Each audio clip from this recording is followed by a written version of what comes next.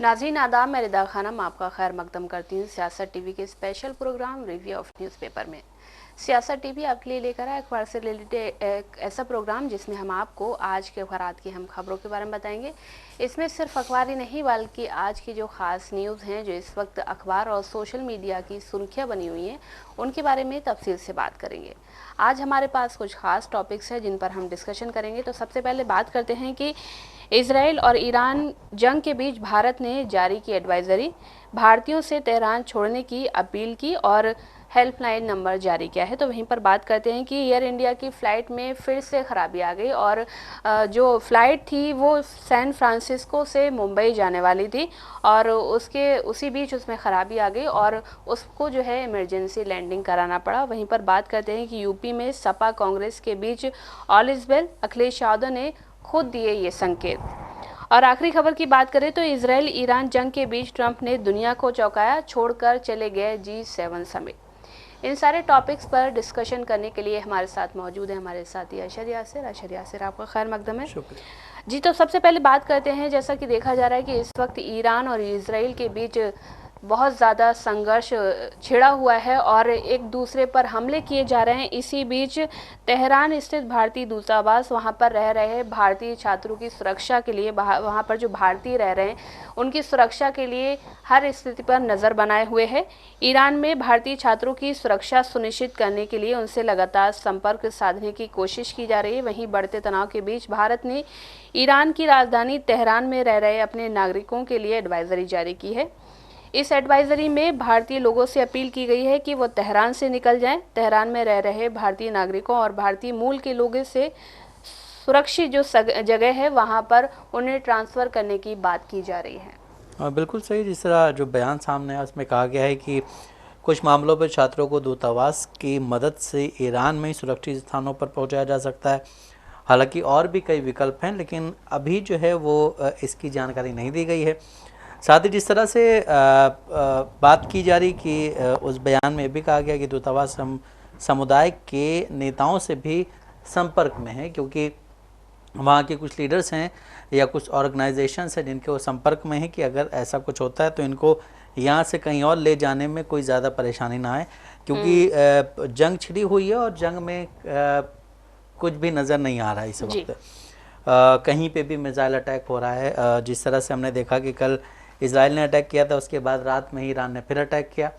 और इस बीच ये भी खबर आई है कि G7 शिखर सम्मेलन से एक जो है चेतावनी दी गई है, क्या बोलते हैं, ईरान को। ये कहा गया कि ईरान को कभी भी परमाणु हथियार बनाने की इजाज़त नहीं है। समिति में अमेरिका के राष्ट्रपति ने कहा है कि हम जो है ईरान से कहेंगे कि आप बातचीत के रास्ते पर रहे, लेकिन हालांकि ट्रम्प की खबर और है। लेकिन यहाँ पे सबसे बड़ी चीज़ ये है कि जब जंग छिड़ी थी, जब आपने वहाँ पे अटैक किया था, तब जो है अमेरिका कहीं ना कहीं साथ में खड़ा हुआ था। और अब अगर ये कहा जा रहा है कि आप जो है जंग छोड़ करके बातचीत वाले मेज़ पे आ जाएं, तो इसका मतलब ये है कि आप कहीं ना कहीं घबराए हुए हैं। और इस तरह से हमने ये भी देखा, हम सब ने देखा कि कल जो है जिस तरह से नेतन्याहू ने एक बयान दिया था कि कहा था कि ईरान ट्रंप को मारना चाहता है। और ये इसमें ये जो है कहीं ना कहीं ये भी कहा जा रहा है कि ये एक हड़बड़ी में दिया हुआ बयान था, क्योंकि आपके अपने ऊपर मुसीबत आई हुई तो आप उसको मैनेज नहीं कर पा रहे हैं और उसके लिए आप जो है किसी तीसरे को मोहरा बना रहे हैं, क्योंकि वो आपके साथ खड़ा हुआ है। ईरान का भी यही कहना है कि भाई अगर जंग हो रही तो अमेरिका उनका साथ क्यों दे रहा है। अब जिस तरह से आज जो खबर आ रही है रिदा कि ट्रंप ने एक ऐलान किया है कि तेहरान से जितने भी लोग हैं वो सब हट जाएं, तो इसमें ये भी अभी ये भी कहा जा रहा है कि शायद जो है अब अमेरिका सीधे तौर पर जंग में उतर जाए, क्योंकि अभी तक वो मतलब इनडायरेक्टली सपोर्ट कर रहा था, मतलब उस जंग में था, लेकिन जिस तरह से कहा गया है कि वो इजराइल को सपोर्ट कर रहा था। लेकिन अब ये भी कहा जा रहा है कि शायद वो डायरेक्ट जंग में उतर जाए, और अगर वो डायरेक्ट जंग में उतरता है तो नो डाउट ये जंग काफ़ी लंबी चलने वाली है। हार जीत बाद में देखी जाएगी, लेकिन इसमें जब कहीं भी जंग होती है सबसे ज़्यादा परेशानी आम नागरिकों को होती है। दोनों तरफ के जो क्या बोलते हैं लीडर्स होते हैं उनको नुकसान कम होता है, मईशत को नुकसान होता है। उस मईशत के साथ में ऑल ओवर वर्ल्ड में क्योंकि बहुत सारी चीज़ें एक दूसरी जगह से एक्सपोर्ट इंपोर्ट होती हैं, उनमें जो है क्या बोलते हैं भारी कमी आने की वजह से उसके रेट बढ़ जाते हैं। ये भी कहा जा रहा है कि हिंदुस्तान में भी तेल के प्राइस बढ़ सकते हैं। और जिस तरह से G7 समिट का आयोजन जो किया जा रहा है वो कनाडा में किया जा रहा है। कनाडा में अभी जो सबसे बड़ी चीज़ वो ये है कि आज हमारे देश के प्रधानमंत्री नरेंद्र मोदी कनाडा पहुंच चुके हैं, लेकिन उससे पहले भी एक वीडियो वायरल हो रहा है जिसमें उनका पूरी तरह से विरोध किया जा रहा है। कनाडाई संसद में एक NDP सांसद जो हैं उन्होंने हमारे देश के प्रधानमंत्री नरेंद्र मोदी का विरोध किया और उन्होंने कहा है कि नरेंद्र मोदी के हाथ खून से सने हुए उनके G7 समिट में क्यों बुलाया गया है। तो ये एक जो है सवालिया निशान है कि इस तरह की अगर कोई इंसान कहीं जाता है एज ए गेस्ट, आप बुलाए जा रहे हैं, उसके ही देश में अगर विरोध हो रहा है तो ये कोई अच्छी चीज़ नहीं होती है। वहीं जिस तरह हमने देखा कि कल जब से शुक्रवार से ये जंग शुरू हुई है ईरान और इजराइल की, उसके बाद हमने देखा कल जिस तरह से ट्रंप का जब जहाज़ उतरा था तो उसको कितने हेलीकॉप्टर्स जो है सपोर्ट कर रहे थे, उनकी सुरक्षा में लगे हुए थे। तो इससे ये समझ में आ रहा है कि इस वक्त जो है जो मिडिल ईस्ट है वो काफ़ी ज़्यादा हावी हो गया है और इसमें ट्रंप जो हैं या फिर नेतन्याहू जो हैं वो काफ़ी ज़्यादा परेशान हैं, क्योंकि डर भी रहता है कभी भी कहीं से भी कोई मिसाइल आ सकती है। और जिस हिसाब से ईरान ने जो कार्रवाई की, हालांकि इजराइल या अमेरिका ने पहले मुझे नहीं लगता कि इतना सोचा होगा कि इतना ज़्यादा हमारा नुकसान हो जाएगा, लेकिन अब जिस तरह से उधर से जो हमले हैं, जो जवाबी कार्रवाई है वो तेज़ हो रही है, तो उससे नो डाउट आप देखिए कि तेल अवीव जो है वो एक खंडहर बनता नज़र आ रहा है। उसके अलावा बहुत सारे ऐसे पॉइंट्स हैं जो इम्पॉर्टेंट पॉइंट्स हैं इजराइल के, उनको भी नष्ट किया जा रहा है। तो इससे यही नज़र आ रहा है कि जिस तरह से जब ये जंग स्टार्ट हुई थी उस दौरान जो है मुझे नहीं लगता कि अमेरिका ने या फिर इजराइल ने, नेतन्याहू ने या ट्रंप ने इतना भयावह मंजर के बारे में सोचा था जो इस वक्त सामने आ रहा है इजराइल के लिए। क्योंकि जो भी वीडियोस वायरल हो रही है उसमें इजराइल के लोग खुद ही परेशान हो रहे हैं और जो यहूदी हैं वो खुद ही जो है क्या बोलते हैं, जो इजराइल के PM नेतन्याहू उनके खिलाफ आवाज़ उठा रहे हैं कि आप जो हैं जंगों में क्यों आगे रहते हैं। तो इसे देखिए आपका पूरा सिस्टम ख़राब हो जाता है।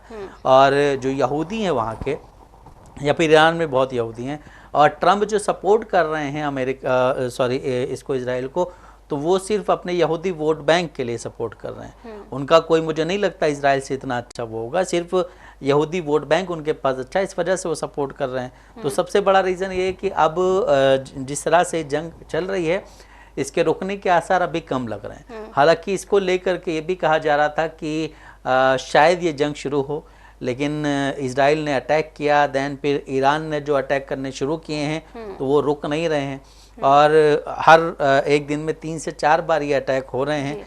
और जो रिहायशी इलाके हैं अब उनको भी निशाना बनाया जाना शुरू कर दिया गया है, क्योंकि इजराइल जब अटैक करता है तो वो ये नहीं देखता है कि यहाँ पे रिहायशी इलाके हैं या कुछ क्या बोलते हथियार बनाने वाली या हथियार की फैक्ट्री है, वो अटैक करता है। तो इसी तरह से अब ईरान ने भी अटैक करना शुरू कर दिया और ईरान के जो सुप्रीम लीडर खामनेई उन्होंने भी चेतावनी दी। उन्होंने फ्राइडे को ये बात कही थी कि आपने हम पे अटैक किया है और इसका बहुत ही बुरा अंजाम आपको भुगतना होगा।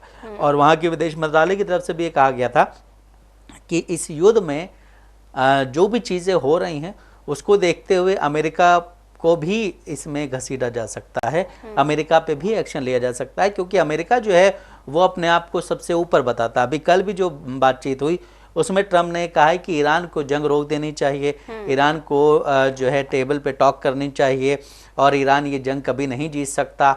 और जो है जिस तरह हमने इंडिया और पाकिस्तान का युद्ध रुकवाया था, सीज़ फायर रुकवाया था, जो हमने उसके थ्रू रुकवाया था, उसी तरह से हम ईरान और अब इजराइल की जंग भी रुकवाएंगे। तो इससे ये चीज़ साफ जाहिर हो रही है कि इजराइल जो है इस वक्त काफ़ी परेशान है, काफ़ी डरा हुआ। उसने इतना कुछ नहीं सोचा था जो अब ईरान की तरफ से हो रहा है। जी, हालांकि ईरान ने जो इजराइल पर यासिर हमले करने शुरू किए हैं तो वहाँ की सरकार की तरफ से चेतावनी दी गई है इजराइल के लोगों को कि वहाँ पर जो रहवासी हैं वो वहाँ पर छोड़ के चले जाएं, क्योंकि ईरान कभी भी हमला कर सकता है। क्योंकि अगर वहाँ पर जो एयर डिफेंस है इजराइल का वो तब तक जब तक नष्ट नहीं होगा तब तक ईरान को जो है जो अपना जो वो करना चाह रहे हैं, जो वहाँ पर हमला करना चाह रहे हैं, वो उनसे सेटिस्फाई नहीं होंगे। इसलिए उन्होंने, जैसा कि इजराइल ने, जब इजराइल और गाजा के बीच में जो जंग हो रही थी यासिर, तो इजराइल ने क्या किया था कि वहाँ पर जो रहवासी थे, जो रहवासी एरिया थे, इलाके थे, वहाँ पर अटैक किया था। वहाँ पर बच्चों को और औरतों को मारा गया था, वहाँ पर जो आदमी थे उनको मारा गया था। लेकिन ईरान ने चेतावनी जारी की कि आप जो हैं वो इलाका छोड़ के चले जाएं।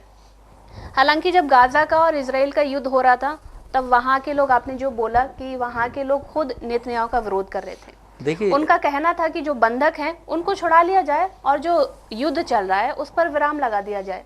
लेकिन नेतन्याहू ने उनकी बात नहीं मानी। अब जो है उसका अंजाम जो है भुगतना पड़ रहा है आम नागरिकों को। देखिए बिल्कुल सही। और जिस तरह अभी भी गाजा में अटैक जारी हैं, इजराइल अटैक कर रहा है, और सबसे बड़ी चीज़ जो ये है अमेरिका की या फिर यूएनओ की है कि जब इजराइल गाजा पे अटैक करता है उस दौरान कोई शांति समझौते की बात नहीं करता है। इतने समय से सीज़फायर के दौरान भी इजराइल ने अटैक किया जी गाजा पे, ठीक है, लेकिन वहाँ पे किसी ने भी उस तरह से अप्रोच क्या बोलते हैं, आवाज़ नहीं उठाई। अब जिस तरह से विरोध किया जा रहा है ईरान का कि ईरान को टेबल टॉक करनी चाहिए, ये होगा वो होगा, आप ये भी तो देखिए कि इससे पहले आप कहाँ थे? 2023 से लगातार गाजा में हमले हो रहे हैं, लगातार अटैक किए जा रहे हैं, और मिडिल ईस्ट के बहुत सारे ऐसी कंट्रीज है जहाँ पे अटैक हो रहे हैं। तब आप कहाँ थे? अब जब आपको ये लगा है कि हाँ कोई मतलब हमारा मध्य मुकाबिल मिल गया हमें और वो हमसे ज़्यादा मजबूत नज़र आ रहा है, तो आप ये कह रहे हैं कि हमें अब टेबल टॉक करनी चाहिए। यही ट्रम्प थे जिन्होंने जब जंग शुरू होने वाली थी उससे एक दिन पहले बात की थी, अपने लोगों को हटा दिया था कि वहाँ से हट जाओ, इजराइल जो है अटैक कर सकता है। क्या आप उस वक्त नहीं रोक सकते थे इजराइल को कि आप अटैक मत करो?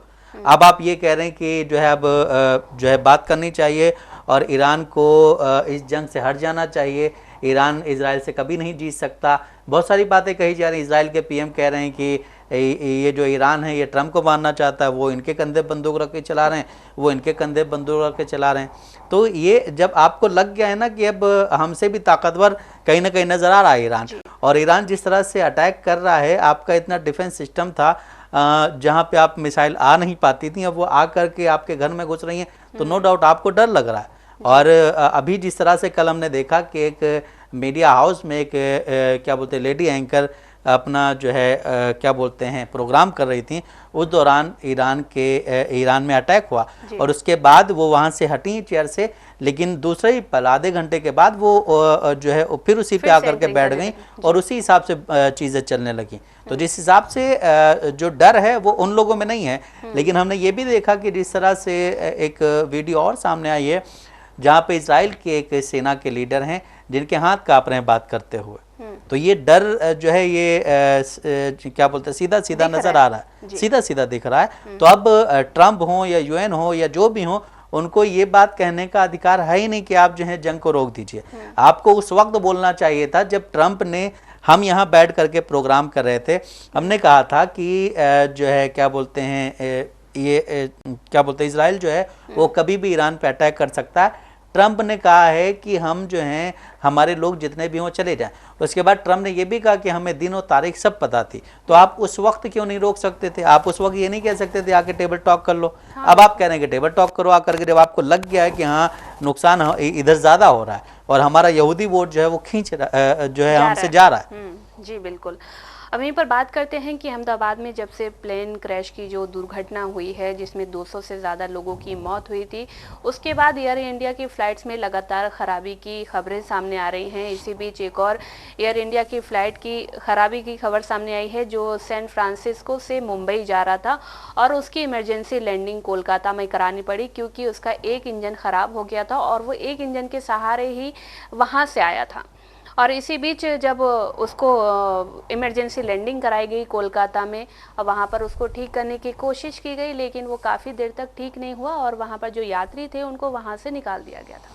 देखिए, जिस तरह से आजकल फ़्लाइट्स की जो खबरें सामने आ रही हैं, हर रोज़ 2-3 खबरें सामने आ जाती हैं। अभी संडे को जो खबर सामने आई थी कि लखनऊ में फ़्लाइट लैंड करती, इंडिगो की फ़्लाइट थी वो लैंड करती, उसके जो क्या बोलते हैं बाएं पहिए में से धुआं और चिंगारी निकलने लगता, उसमें क्या बोलते हैं हज यात्री, हाजी सवार थे, वहाँ अपने लखनऊ में उतरने वाले थे। और उसके बाद कई फ्लाइट्स की हमने कल भी देखा कि एक फ़्लाइट हवा में ही थी, उसके साइड से धुआं निकल रहा था, जिसको इमरजेंसी लैंडिंग करानी पड़ी। बहुत सारी ऐसी तकनीकी खराबियाँ आ रही हैं, और सबसे ज़्यादा खराबियाँ जो है अभी तक जो चीज़ें सामने आई हैं उसमें एयर इंडिया की हैं। तो कम से कम गवर्नमेंट जिस तरह से अपना पल्ला झाड़ रही थी कि दुर्घटना को कोई रोक नहीं सकता है, तो अगर दुर्घटना को कोई रोक नहीं सकता है तो एयर इंडिया की फ्लाइट्स को कुछ दिन के लिए बंद कर सकता है, क्योंकि वो अपनी चीज़ों को ठीक करें। अब जिस तरह से कहा गया कि एक इंजन खराब था, बाएं इंजन में तकनीकी खराबी आ गई थी, तो आपको ये पहले से नहीं पता था खराब है, या किस तरह से मैनेजमेंट चलाया जा रहा है एयर इंडिया की तरफ से कि लोग मर रहे हैं, लोगों को 1-1 करोड़ रुपए दे करके शांत थोड़ी करवा सकते हैं आप। जो चले गए वो वापस नहीं आएंगे। अभी भी हम देख रहे हैं कि अहमदाबाद में जो अटैक वो हुआ था, क्या बोलते क्रैश हुआ था प्लेन, उसमें अभी भी बहुत सारे डीएनए के लिए लोग खड़े हुए हैं जो मैच नहीं हो पा रहे, क्योंकि बॉडी इतनी ज़्यादा खराब हो गई है जी। और वहीं जिस उस पे गिरा था वो क्या बोलते मेडिकल कॉलेज के हॉस्टल पे, उसके 2 डॉक्टरों की आज मौत हुई है। वो जंग लड़ते लड़ते अपनी ज़िंदगी से आज वो हार गए। तो इन सब चीज़ों पे भी ध्यान देना चाहिए। हमारे देश के जो गवर्नमेंट है, जब आपने एयर इंडिया को दे दिया है, प्राइवेट कर दिया है पूरा, तो आपको उस पर भी निगरानी रखनी चाहिए। और ये क्या बोलते हैं, ये बोलना चाहिए कि आप जो हैं अपने प्लेन को क्यों नहीं ठीक कर रहे हैं, या आपका मैनेजमेंट क्या कर रहा है। एक बाबा आकर के कहता है कि इसमें टर्की कहाँ है, तो आप कम से कम कुछ भी हो तो आप इस मैनेजमेंट को ठीक करें। आप ये कहें कि अपने प्लेन को ठीक करिए आप, वरना आपकी फ्लाइट्स को हम बैन कर देंगे जी। और मुझे नहीं लगता कि अब जो है ज़्यादा कोई इस फ्लाइट में सफ़र करेगा, क्योंकि हमने देखा जिस तरह से एयर इंडिया की हर तीसरी फ्लाइट में कोई ना कोई प्रॉब्लम आ रही है। हर रोज़ 2 से 3 खबरें आ जाती हैं कि जो एयर इंडिया की फ़्लाइट है उसमें ये हो गया, एयर इंडिया की फ़्लाइट में ये हो गया। तो उस पर सरकार को एक्शन लेना चाहिए, वरना फिर जब चीज़ें चेंज हो जाती हैं तो आप जा करके वहाँ पे फोटो सेशन करवा लेते हैं, वहाँ पे लोगों से मिल लेते हैं। बड़ी दुर्घटना का इंतजार करती है, बड़ी दुर्घटना का इंतजार करके आप फिर वहाँ जाते हैं, जा करके मरीजों से मिलते हैं, और जो जिन लोगों की डेथ हुई उनके परिजनों से मिलते हैं, उनको 1-1 करोड़ रुपए दिए जाते हैं। लेकिन क्या वो 1 करोड़ रुपए उस इंसान से ज़्यादा हैं? बिल्कुल। अच्छा, एक चीज़ और सामने आई थी यासिर कि ये जो एयर इंडिया की फ़्लाइट थी, इसमें काफ़ी पहले भी कई सारे लोगों ने इसके लिए शिकायत की थी, लेकिन ये विमान जो है 2012 में एयर इंडिया के बेड़े में शामिल हुआ था, ऐसी खबर सामने आई थी। यानी कि ये जो प्लेन था वो 13 साल पुराना हो गया था। यहाँ तक कि अगर 10 साल पुरानी हो जाती है तो उसको कबाड़ में बेच दिया जाता है, लेकिन वही 13 साल पुराने प्लेन से इंसानों को ढोया जा रहा है। क्या इंसान के कोई जान की कीमत नहीं है? देखिए, सबसे बड़ी चीज़ तो ये है कि अभी इंसान जो है हिंदुस्तान में वो इन चीज़ों के बारे में सोच ही नहीं रहा है, वो और चीज़ों के बारे में सोच रहा है, और उसकी कीमत उसको नहीं पता हमें क्या चुकानी पड़ेगी। जिस तरह से हम देख रहे हैं कि अभी जो जो क्रैश हुआ है प्लेन, उसके बाद हमने देखा कि किस तरह की चीज़ें सामने आई हैं। लोग मर गए, लेकिन फिर भी वहाँ पे गए हमारे देश के प्रधानमंत्री, हमारे देश के गृह मंत्री गए, वहाँ पे एविएशन मिनिस्टर गए, सब गए, लेकिन उसके बाद उसका क्या हुआ, 3 महीने के बाद रिपोर्ट आएगी। अब कम से कम वहाँ पे जो लोगों की डेथ हुई है उन लोगों को ये कहना चाहिए, उनके परिजनों को ये कहना चाहिए कि इसकी रिपोर्ट 3 महीने बाद क्यों आएगी, और उन्हीं को ये सवाल भी उठाना चाहिए, हम सब उनके साथ हैं, कि भाई एयर इंडिया की फ़्लाइट में ही इतनी सारी परेशानियां क्यों आ रही हैं। हम फिर एक बार यही कहें कि अगर एयर इंडिया की फ़्लाइट में इतनी परेशानियां आ रही हैं तो उनको क्यों नहीं सरकार बैन कर रही है। 1-1 करोड़ रुपए देने से आप किसी का मुंह नहीं बंद करवा सकते, जो चले गए वापस नहीं आ सकते हैं। लेकिन फिर भी इस पे सरकार गौर ही नहीं कर रही, ऐसा लग रहा है। सरकार को सिर्फ इस वक्त बिहार पड़ा हुआ। सरकार ये कह के पल्ला झाड़ लेती है यासिर की दुर्घटना थी और दुर्घटना को रोका नहीं जा सकता। ठीक है, दुर्घटना को रोका नहीं जा सकता, वो पहलगाम का हमला भी नहीं रोक सकते थे, जो भगदड़ हुई थी महाकुंभ में वो भी नहीं रोक सकते थे, और जो बाकी की दुर्घटनाएं होती हैं उनको भी नहीं रोक सकते, लेकिन वो विधायक खरीद सकते हैं। देखिए, विधायक खरीद सकते हैं, भगदड़ को नहीं रोक सकते हैं, पहलगाम अटैक को नहीं रोक मणिपुर सकते को नहीं हैं, रोक सकते। मणिपुर में अभी तक चीज़ें चल रही हैं। ये सब कहने की बात अलग होती है, लेकिन इस पे अगर गौर करके सरकार के लीडर्स सोचेंगे, बैठेंगे और बात करेंगे तो इसमें गलती उन्हीं की निकलेगी। और जिस हिसाब से कहा जा रहा है कि रोक नहीं सकते हैं दुर्घटनाओं को, तो आप दुर्घटना के बाद फिर ये कह देते हैं कि ये दुर्घटना थी। अरे भाई, आप उसके लिए कोई एक टीम बनाइए। 3 महीने का टाइम बहुत ज़्यादा होता है। 3 महीने से पहले बहुत सारी चीज़ें ऐसे हो जाती हैं कि पता ही नहीं चलता। अभी पहलगाम में अटैक हुआ था, 26 मासूम लोगों को जो है क्या बोलते हैं मारा गया था, शहीद किया गया था उनको। और उसके बाद फिर यहाँ ऑपरेशन सिंदूर चला। उसके वो ऑपरेशन सिंदूर की बात इतनी हो रही है कि पहलगाम अटैक में जो 3 लोग थे जिन्होंने मारा था, वो 3 आतंकवादी पता नहीं कहाँ हैं। वो लोग भूल जाते हैं, लोग बहुत तेज भूल जाते हैं, बस उनके घर वाले ही याद रखते हैं। जी, तो जैसा कि नाज़रीन आपने देखा कि हमने आपको ख़ास खबरों से रूबरू कराया है। ऐसी ज़रूरी खबरों से रूबरू होने के लिए हमारे साथ इस प्रोग्राम से जुड़े रहें। और अगर आपकी इस प्रोग्राम से रिलेटेड कोई भी राय है तो हमें कमेंट बॉक्स में ज़रूर लिखें। इसी के साथ हमारा प्रोग्राम ये ख़त्म होता है। मुझे और मेरे साथी अशर यासिर को इजाज़त। आप बने रहें सियासत टीवी के साथ। अल्लाह हाफ़िज़।